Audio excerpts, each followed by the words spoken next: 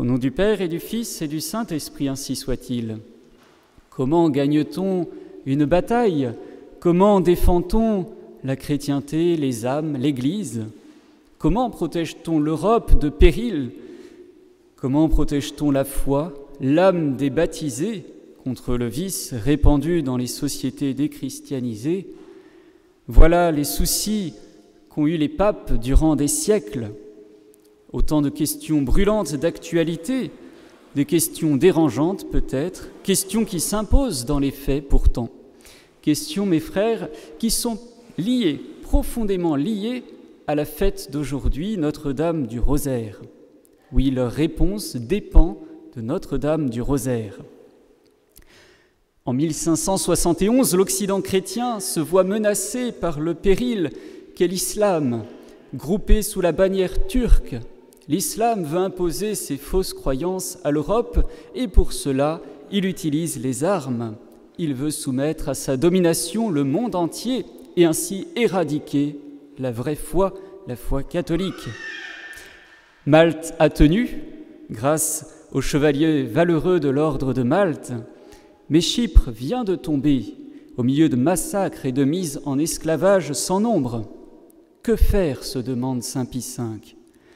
Bien décidé à respecter l'ordre de la charité pour qu'il n'est pas question de se laisser duper par des déclarations d'intention, ni de faire entrer le loup dans la bergerie, le pape saint Pie V lance un appel aux pays chrétiens endormis. Le péril est à vos portes. Il envoie ses légats partout. Le Portugal, la France, la Pologne, l'Allemagne refusent cette invitation. Les souverains de ces pays privilégient alors leurs intérêts nationaux sur ceux de la chrétienté. Pourtant, le péril ne les menace-t-il pas aussi? Seuls les rois d'Espagne et les provinces d'Italie rejoignent la Sainte Ligue maritime formée par le pape. Saint Pie V nomme généralissime des troupes Don Juan d'Autriche, qui reçut à Naples l'étendard envoyé par le Saint-Père. On y avait brodé en or et en argent le Sauveur crucifié, le meilleur signe que nous puissions utiliser. Le rendez-vous général est fixé dans le port de Messine, et là, saint Pie V envoie ses derniers conseils au chef. L'heure est grave, dit-il. L'unique moyen de rester libre, l'unique moyen est de livrer bataille. Vous vaincrez si vous vous y préparez chrétiennement, et si vous renvoyez de vos armées tous les gens de mauvaise vie. Tous les chefs suivirent ces avis comme un seul homme et se décidèrent à aller chercher l'ennemi avant qu'il n'arrive. Le 8 septembre, fête de la Nativité de la Sainte Vierge, on indique un jeûne de 3 jours. Toute l'armée se confesse, communie, reçoit les indulgences papales. Beaucoup d'ennemis du même camp se réconcilient entre eux. L'heure de vaincre ou de mourir ensemble n'est plus l'heure des disputes. D'excellents prêtres religieux sont distribués comme aumôniers parmi cette flotte de guerre. Ils y entretiennent le bon ordre, la piété. Ils distribuent des chapelets aux soldats. Oh, ils ne sont pas les seuls à veiller à la discipline religieuse dans cette armada. Le bouillant général Juan d'Autriche a surpris 2 misérables en train de proférer des blasphèmes. Alors, que fait-il? Il les fait pendre tous les 2. Ces hommes savaient à quoi s'en tenir. Alors l'affrontement s'annonce et le 7 octobre, date très importante dans l'histoire de l'Église, à 1h30 de l'après-midi, on voit dans le golfe de Lépante l'immense flotte turque disposée au combat. Elle compte 300 vaisseaux de guerre, alors que celle des chrétiens n'en a que 209. Avant le choc imminent, les aumôniers entendent les dernières confessions. Juan d'Autriche s'empare quant à lui d'un crucifix qu'il ne lâchera pas du combat, tout en donnant ses ordres. Les 2 armées sont restées quelque temps à s'observer, puis l'amiral turc a rompu le silence par un coup de canon auquel répond aussitôt l'armée chrétienne. La bataille commence sur toute la ligne, il est 16 heures. Les chrétiens commencent mal. Ils ont non seulement l'infériorité numérique, mais aussi le vent, le soleil, la fumée dans les yeux.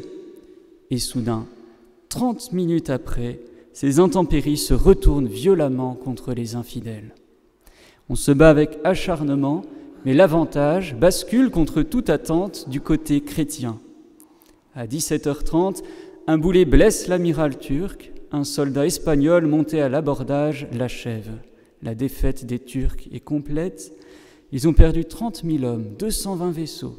Et les soldats victorieux délivrent 15 000 chrétiens réduits en esclavage par leurs ennemis, condamnés aux galères pour leur foi. Du côté catholique, on déplore la perte bien plus réduite de 15 navires et de 8 000 soldats. Pourquoi raconter une telle bataille dans un sermon ? Pour ceci, mes bien chers frères, avant la bataille, le pape Saint Pie V a fait personnellement de très nombreux sacrifices. Il a organisé des prières perpétuelles dans les maisons religieuses de Rome. Un jour, le ministre des Finances de son État vint le soir au Vatican pour lui soumettre un travail important. Tout à coup, Saint Pie V lui impose le silence de la main. Il se lève brusquement, se dirige vers la fenêtre, l'ouvre et reste quelques minutes en contemplation.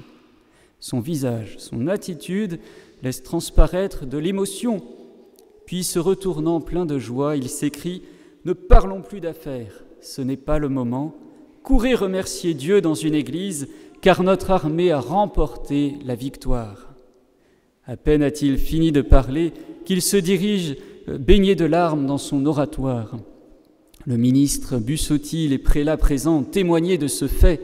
Tous ensemble, ils notèrent le jour et l'heure de la vision du Saint-Père.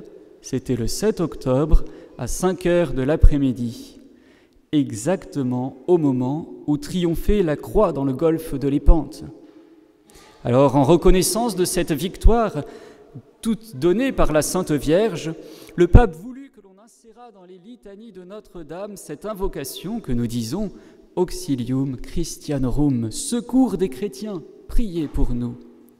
Il voulut aussi que l'on célébrât la fête du Très Saint Rosaire le premier dimanche d'octobre, ce que nous faisons aujourd'hui. Car plus encore que les canons et les épées, ce fut, mes frères, la prière du Saint Rosaire qui, fléchit Dieu, nous préserva du péril. Chaque jour encore, nous avons beaucoup de lépentes à remporter. Lépentes spirituelles, c'est notre vie intérieure. Lépentes temporelles, le bien à accomplir. Serons-nous fidèles à notre chapelet en ce mois d'octobre ?